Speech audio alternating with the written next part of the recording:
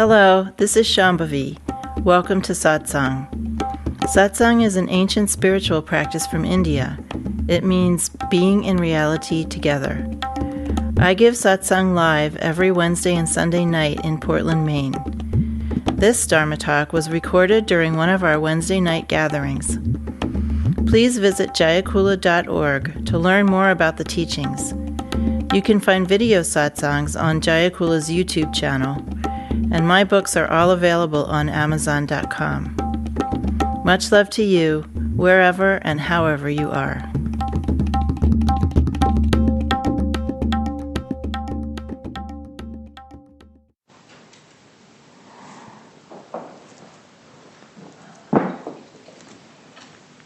So, welcome to everybody, and especially the people who are new.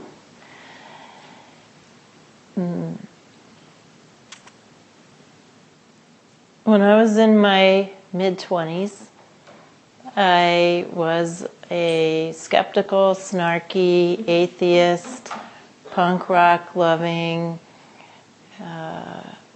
person who thought that they had absolutely no interest in spirituality. And then I was living in New York City, and one day, I really don't even remember what happened or why I did this, but there probably is still there, but there was this center in Soho. I don't remember the name of it, but it was this kind of new agey center. And somehow, the open center, yeah, thank you. So it was really, some place like that was a kind of place I would have really not gravitated toward at the time. And yet somehow, I found out about a workshop there that was called something like Discover Your Intuition. It was completely out of character for me to go to something like that. But I went, and I don't know why I went. So I went, and unbeknownst to me, the teacher was teaching what I now know were classical forms of Kriya Yoga. So working internally with your internal subtle channels, you would call them meridians in the Chinese tradition. We call them nadis, which means river. And she was teaching these very traditional kriyas from the tantric tradition. I had no idea anything about Tantra. I didn't even know that what she was teaching me was from India. I really was a complete know-nothing. And at that time, in the mid-1980s, yoga and things Eastern just really weren't on too many people's, radar. It wasn't like it is now, where there's a yoga studio on every corner, and there's sort of, you can go into Walgreens and buy yoga mats, and it really wasn't like that at all. I really didn't know anything about it. I had never taken a yoga class. I didn't know anything. But what happened was I simply fell madly, deeply in love with what she was teaching. Having no name for it, not knowing where it came from, I just loved it. Now, a prior actual experience that I had, which kind of prepared me for this, but I didn't realize it till much later, was that when I was in high school, I went to this very alternative, hippy-dippy high school. One of my teachers became enamored of the work of Wilhelm Reich, who was an Austrian who studied under Freud and who was pretty much the first Westerner to introduce body work into psychotherapy. And so this biology teacher taught a little seminar at our hippy-dippy high school in the work of Wilhelm Reich. And I was completely entranced with it. And I got a little job waiting tables. And I signed up for Reichian therapy at the age of 15. And met this absolutely fantastic woman named Fiora Raggi. She was from Italy, and she had been a veterinarian and also a freedom fighter against Mussolini and fascism in World War II. And she wrote science fiction, and she was kind of a Renaissance person. And she introduced me. It was the first time I'd ever been in any kind of psychotherapy, and it was all directly working with the energy in your body. So I had kind of had that preparation, but I didn't really put it together. Anyway, so I started studying with this teacher in New York, and I studied with her for a couple years, and then I moved to California. And about a week after I arrived in California, I saw a flyer sitting on a table somewhere for somebody who was teaching something about the chakras. And at that point, I knew that word, and we had been working with the chakras in this workshop, and then subsequently when I was studying with this teacher in other places. And so I went to this chakra workshop and was completely turned off. There was, people calling themselves Moonbeam, and it was just really, I was just really this edgy black eyeliner wearing New York 20-something-year-old. I just couldn't deal with this. But again, I really there was something about the teacher that I really liked, and it turned out the teacher is somebody maybe some of you have heard of. Her name is Anadea Judith. She's sort of like I wouldn't say she's not totally New Agey, but she's not really a classical Tantra teacher or a guru in any way. She's sort of in the middle there somewhere. But she's a very good teacher. So I studied with her for many, many years. And she was actually the first person who told me that what I was studying was A, from India, and B, was called Tantra. And both of these things were news to me.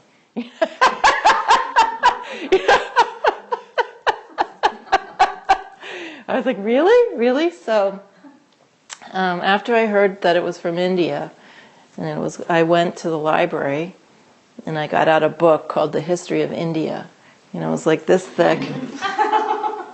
And I was completely overwhelmed. I just, India was just not anything I had considered. I was reading Russian novels and surrealist poetry, and I just wasn't. India just didn't figure in my life. But anyway, from that point on, I spent 10 years reading about the tradition, about the classical tantric tradition, which is called Trika, and the older name for it is Trika, and then a more recent name for it is Kashmir Shaivism. So there's a few different tantric traditions in India that are considered classical traditions, but one of them is this tradition that largely comes from Kashmir, the Kashmir Valley in North India, and then what is now Pakistan, which used to be India. So like the Swat Valley in Pakistan and other places in that sort of northwest area of India. And by that time, I realized that I needed a guru if I wanted to be in this tradition. I was in graduate school, and I ended up writing my dissertation in part about this tradition. And I, found a teacher who was actually in a lineage. But it was a funny situation because I had come at this through Kriya Yoga and through doing very traditional kinds of practices. And when I went to look for a teacher, I went on the internet and I plugged in the word Tantra, and then all of a sudden all this stuff came up about orgasms. And, I was kind of like a babe in the woods. I really didn't know about this stuff. But I knew that wasn't what I was studying. So this is by way of just letting some of you who don't know me know a little bit about how I got here. And basically my whole life I've just followed where my, you could say, wisdom heart was pointing. So even though, back then in my mid-20s, when I was thinking of myself as not very spiritual and thinking of myself as an atheist and, being kind of not interested in all this stuff, when I met a teacher, my first teacher, and did these kriyas, because I love them, I just did it. I didn't really care that maybe it was a little new agey or, I kind of just followed along. And that's really how I've gotten everywhere in my life, just by following that instinct. Even if maybe it's not like 100% in tune with what I think I am, there's that heart of wisdom that is leading you on. And eventually I found a lineage teacher and met many great teachers and got really deep and authentic instruction in spiritual practice, and ended up really devoting my entire life to this. So Tantra, what I want to talk about tonight is just a little bit about what this tradition is, as a way of orienting people. And then in the coming weeks I'm going to give other talks related to an introduction to what are the practices of this tradition, what is the view of this tradition. And then after each talk we'll have what's called Satsang. So have any of the new people ever participated in Satsang? You ever heard that word? Yeah, so the word Sat means reality or existence itself. And so Satsang means being in reality together, or coming together and being in reality. The ending sang is like, for those of you that have been around for us, like sangam, like confluence. Right? So satsang is probably the oldest form of practice in this tradition or any Indian tradition. It's just when you get together with a teacher and you talk and ask questions and have a conversation. And in fact, in India, satsangs are usually very messy. There's kids running around and people eating and laughing and music playing, and it's very noisy and kind of chaotic in a friendly way. I've really cultivated that in our community. We just moved here from the West Coast, and we have a community of about 60 people in Portland, Oregon. And at first, when everybody came to satsang, they'd be all like, "Holy schmoly," and they still are to some degree. It's really hard to get that out of people. But now things are more relaxed, and there's kids, and everyone's having a good time. So satsang is where you come to experience something of what it would be like if you were more enlightened.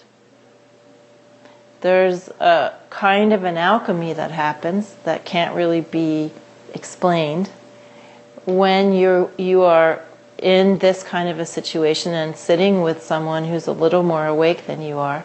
There's some kind of an alchemy that can happen where you just experience a deeper level of relaxation, or some moment where you get in touch with something that it really is showing you an aspect of yourself that usually remains hidden in our everyday life because we're so busy and distracted with everything.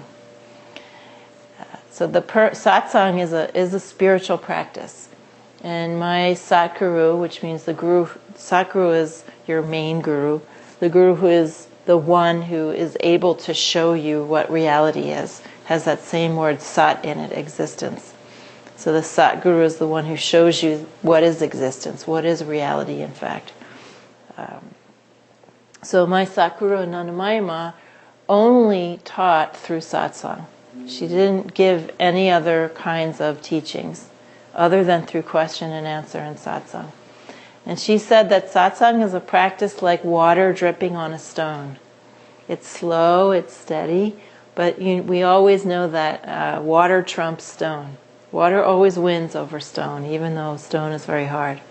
And eventually, as she says, the water will break through the stone and start flowing freely through. So the water, of course, is an analogy for your awakening. So I do give a talk at every satsang, but usually fairly brief. Tonight's will be a little bit longer. And then after the talk is over, you can ask any questions you want about anything at all, as long as it doesn't involve mathematics. But people ask questions about me, they ask questions about the tradition, they ask questions about spirituality that they've been wondering about your own practice, about your life, about your relationships, about your health. Any kind of question that you want to ask, you can ask. And if I can't answer it, I'll just say, I don't know. But it's really kind of a free-for-all, and it's up to everybody who comes what the flavor of it is going to be. And then we also sometimes chant and sometimes do mantra or kirtan or other kinds of practices. So it's really whatever arises in the moment. Does anybody want to ask any questions about me at this moment before I go on? No question is too out there. How did you get into Ayurveda and all this? Well, Ayurveda has been taught to me, so Ayurveda and some form of naturopathic medicine, by every lineage teacher that I've had. And it's been taught as part of our practice, part of our spiritual practice, where we're working with our physical body and our energy and our minds through Ayurveda in order to make it easier for us to realize when we do other kinds of practices like mantra and meditation. So Ayurveda forms kind of the base of the practice upon which everything else is supported. Ayurveda is a vast and beautiful tradition that teaches us how to relate to our bodies in an everyday way with some wisdom, using the tools that we have in our everyday lives, our routine, our daily routine, our seasonal routine, the foods that we eat, common household spices. There's Ayurveda, like any other naturopathic tradition, has a deep and wide aspect of self-care, where you're just learning how to be taking care of a human body. And so that's the context in which we learn Ayurveda and in which we use it to support our spiritual practice.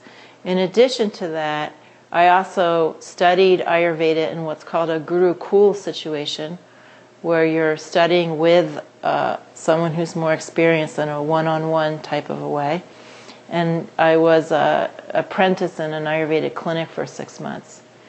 I don't do clinical practice. I sometimes work with my students in a quasi-clinical way.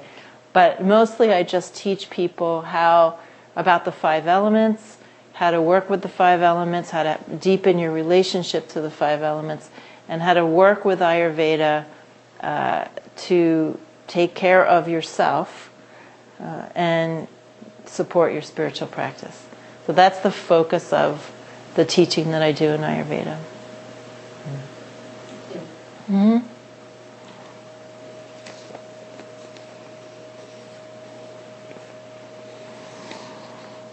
So Tantra started in India as a village tradition of working with nature. It's a very direct tradition of working with nature and having the real situation of who you are and what this reality is be revealed to you through personal practice. In India, Tantra came to be seen. Tantra is really the indigenous practice of India. It's all based on the 5 elements, and it's all based on a very direct relationship with yourself, with wisdom or divinity, if you want to call it that, and with the elements of nature.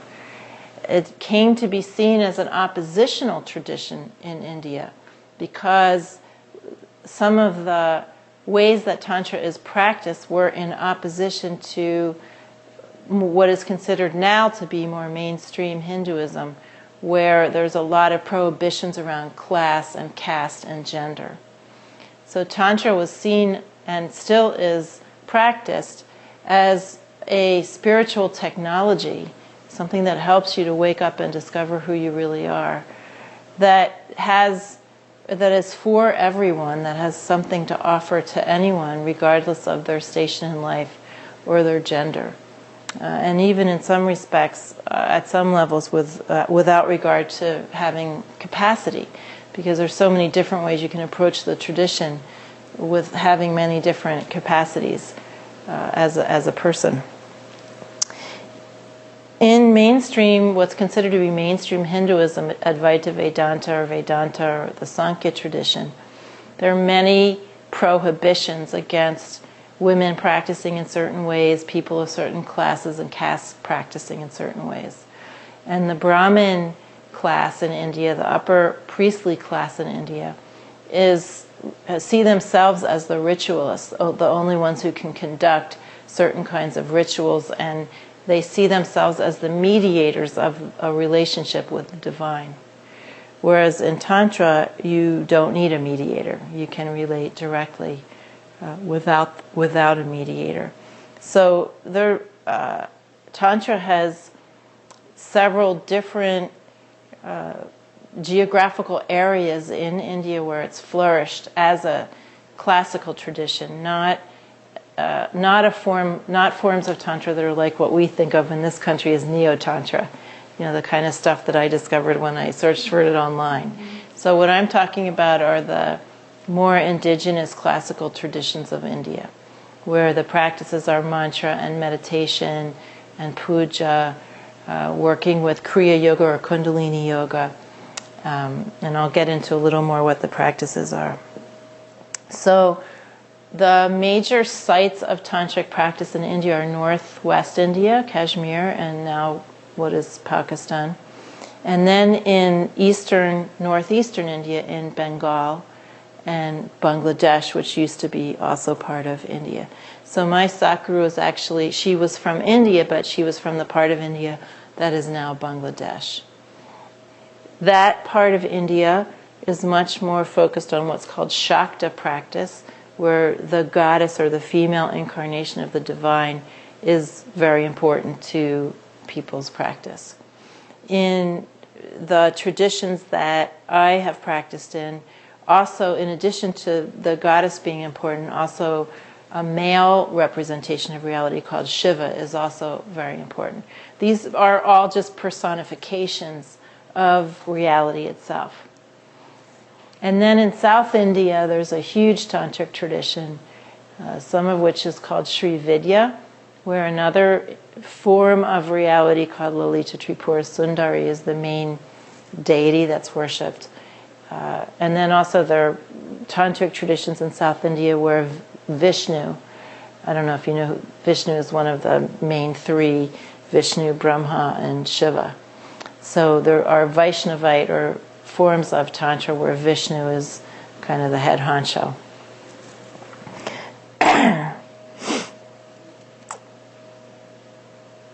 So the word, Tantra started in India, but it has really spread all over the world.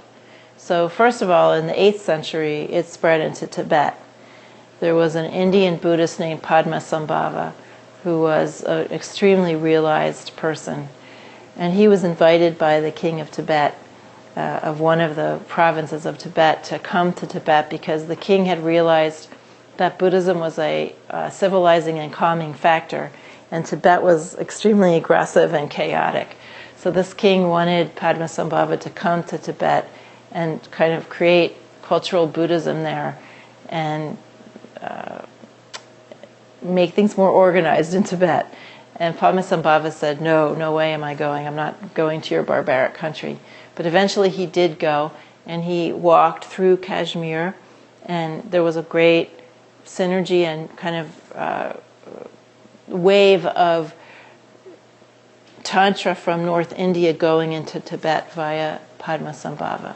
There are a lot of similarities between Tibetan Tantra, which is called Vajrayana Buddhism, and this tradition.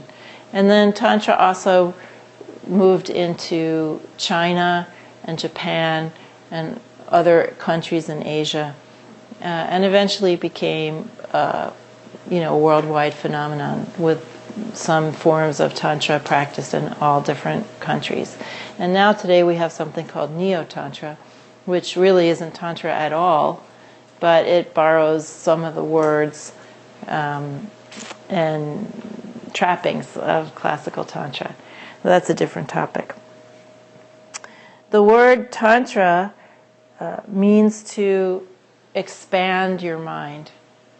And it doesn't mean that your little self, expands your mind. It means that you relax so that the feeling of separation that you have between your mind and God's mind disappears. And so you discover this pervasive, continuous awareness. And that's what you are. You are that awareness and its energy, which is called Shakti. So the reality, the base of our existence is awareness and energy. And when we relax our bodies and we relax our individualized sense of self, and when we relax our minds, then it seems that we expand.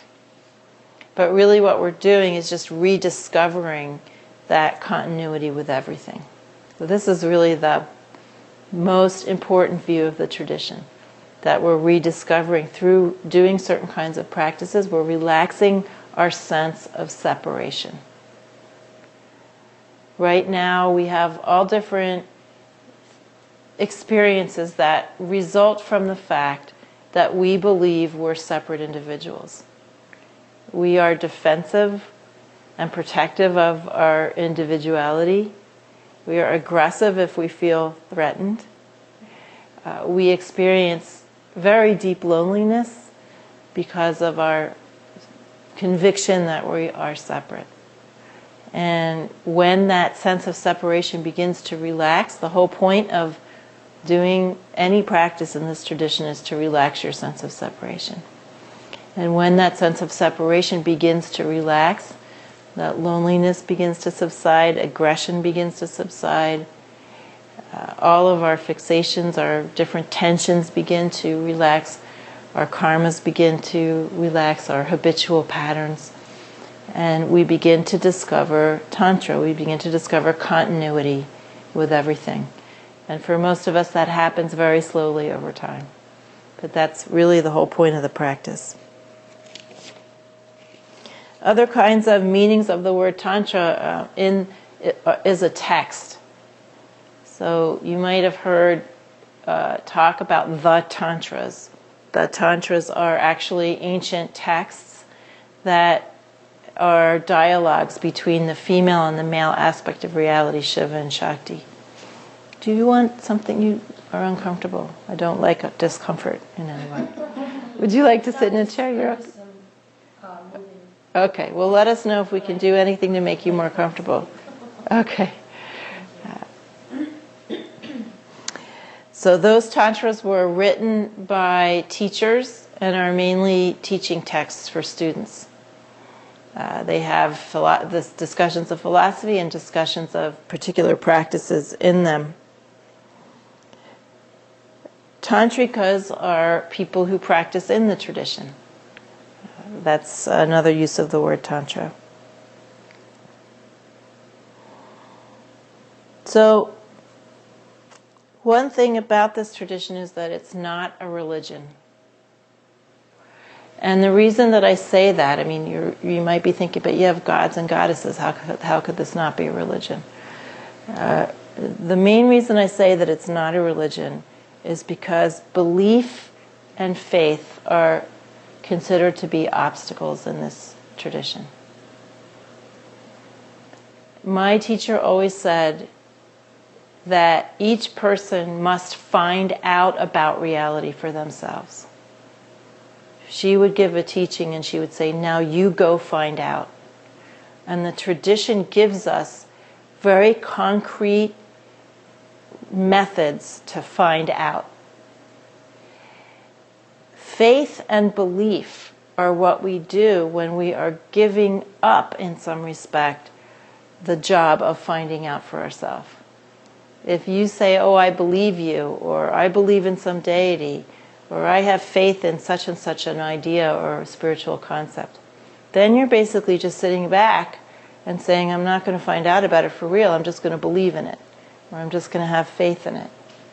And in this tradition, that is considered to be a great obstacle. This tradition is called a direct realization tradition, and there are other direct realization traditions too.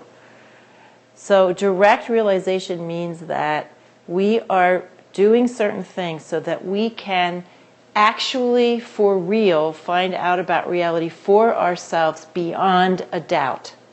Beyond doubt, beyond faith, beyond belief.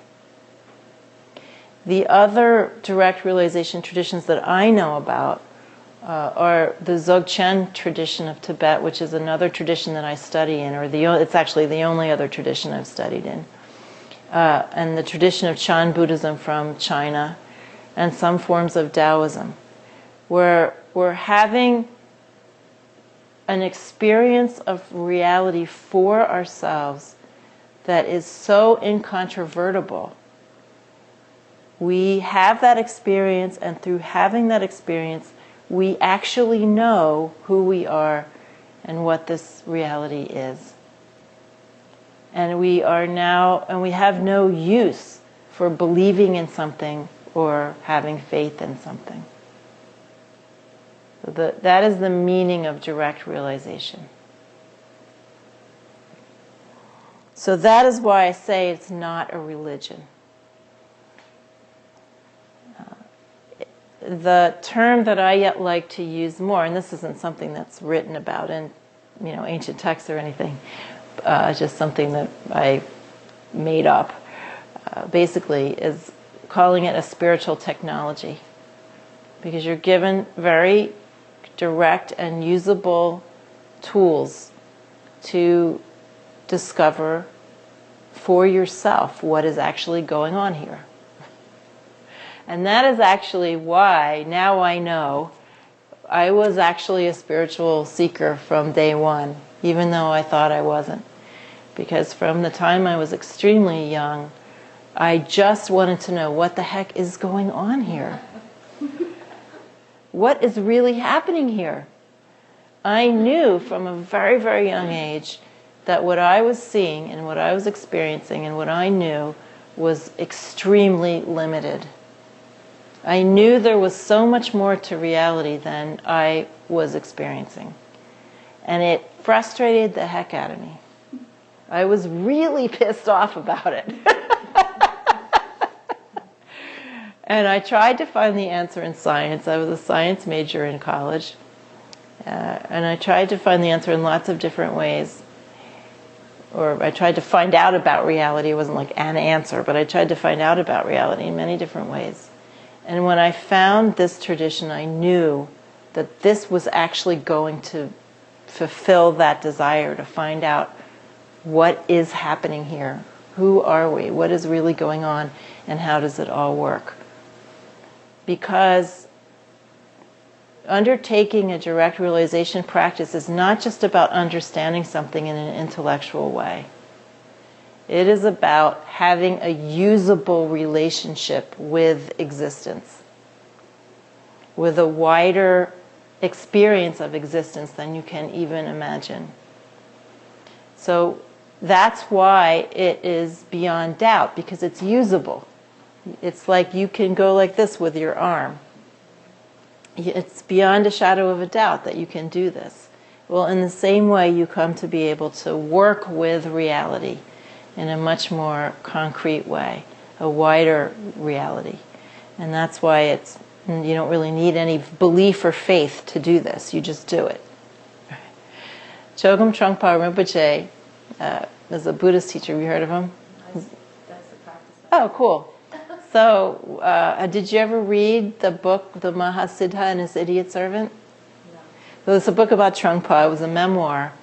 Trungpa was a great practitioner, teacher from the 20th century. And he was very realized. He was in a terrible car accident, and he was semi-paralyzed on one side of his body. So he needed help just getting dressed and shaving and stuff. And he had this student who was serving as kind of a valet. And one time, he and the student were in the bathroom. The student was helping him shave and stuff. And all of a sudden, they were looking in the mirror, and all of a sudden, Trungpa disappeared. His reflection disappeared. And the student said to Trungpa, "How do you do that?"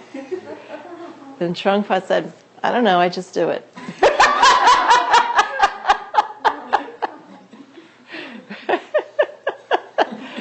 So, like this, when we do this, we couldn't really explain how we do this, but we know how to do it. We know how to work with our arm. We just do it. It's exactly the same thing. So being realized or being enlightened is just having a bigger, usable relationship with reality. And that's the fruit of the practice. Having that bigger, usable relationship. Let's see what else I want to say here. These are notes from a few different teachings, never fear. I'm not going to go on for hours.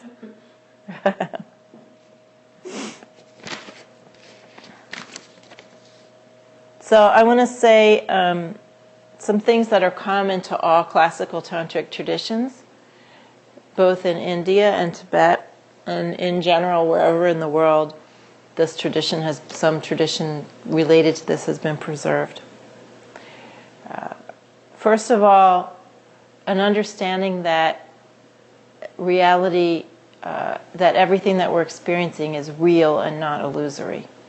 So you'll hear in other Indian tradition contexts that this world is an illusion. And in this tradition and the other direct realization traditions, what you'll hear is everything here is a real experience. It's just not the whole picture.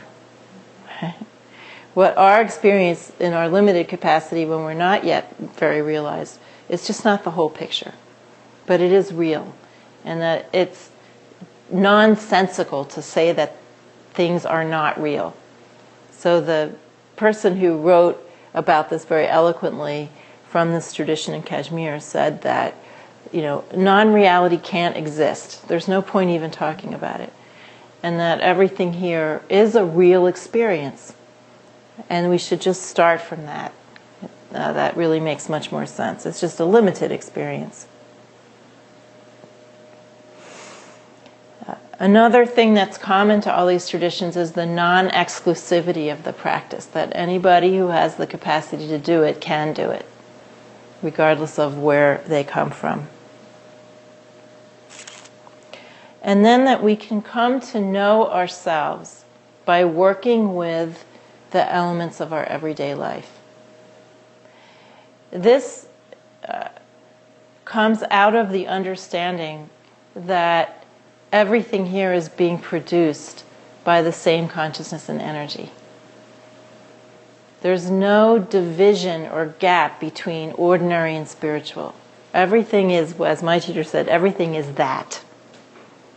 Everything is that consciousness and energy. And so we can use everything and anything to help us to realize. So there's a great emphasis in this tradition on working with our ordinary lives, working with whatever is around us to help us to realize. And then a very important aspect of all these traditions is the understanding that being self-realized and enjoyment are not mutually exclusive. That God, or this reality, is enjoying itself.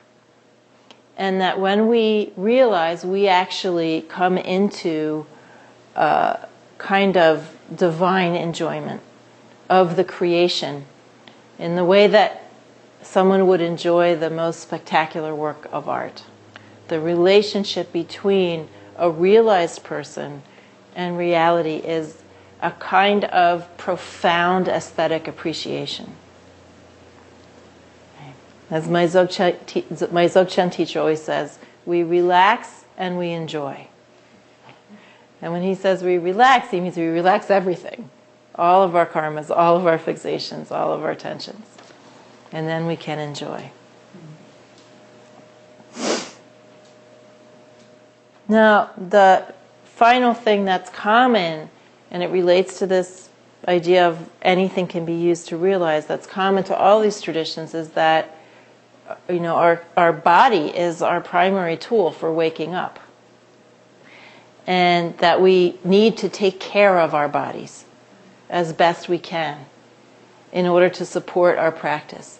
So one of the things that makes this tradition in India a little bit considered oppositional is because there's not a denigration of the body.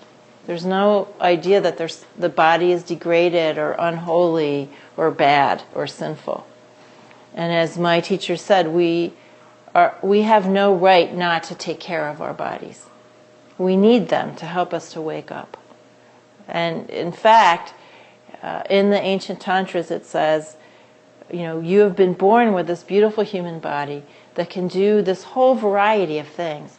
In terms of bodies, like if we look at our bodies in comparison to the bodies of animals, we may not do some particular things as well as other beings. Maybe we don't run as fast or see as sharply or smell as well, but we can do a much bigger range of things than most animals.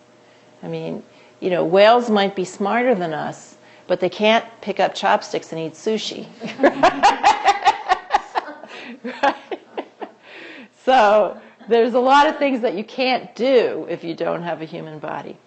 And so it's said in the tradition, both in Tibet and in India, in the tantric traditions there, that it's best to be born with a human body. Not because human bodies are so great at everything, but because we're like the Jacks and Jills of all trades. And so we can do this huge variety of practices.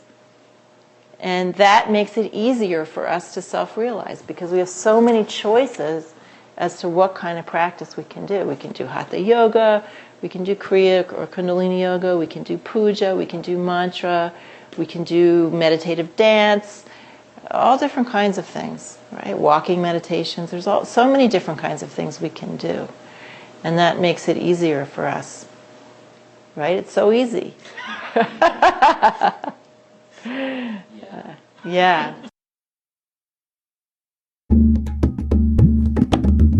Jayakula is a nonprofit community offering opportunities to learn and practice in the direct realization traditions of Trika Shaivism and Dzogchen. We are based in Portland, Maine and Portland, Oregon. Visit jayakula.org to explore more of our offerings.